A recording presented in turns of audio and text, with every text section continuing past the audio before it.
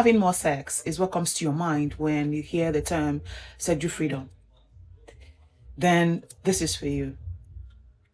Again, when I was talking about the person who wanted me to write those articles, months ago in my previous video, I was telling you that all he was talking about was how women were now so free to have sex. They could have sex with anybody. They could have sex with, any man, any woman they wanted. And like that freedom was just too much.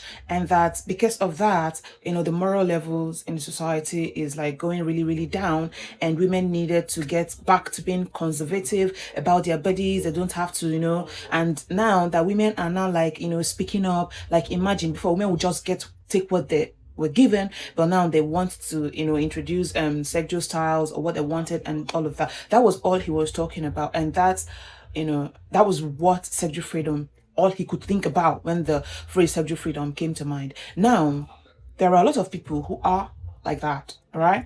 People who just take things for their surface semantics. They don't study, and I was sure he didn't like study the subject at all.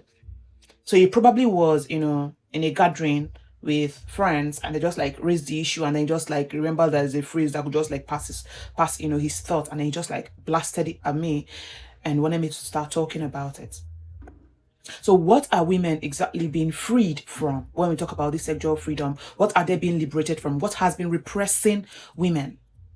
So are women being freed from religion? Are they being freed from marriage? Are they being freed from societal constructs? Are they being freed from being judged for their own desires? Is it that now they can actually like, decide what happens to their body, or, what they can use their body for, right? Is it beyond having more sex, or is it just about having more sex? And that's why we are here, all right? So when you hear the term sexual freedom, it entails so many. You have to think about consent, right? You have to think about body autonomy. You have to think about body knowledge. So sexual freedom means that a woman can actually know her own body. And because our parents didn't teach us knowing our body, they'll just tell us,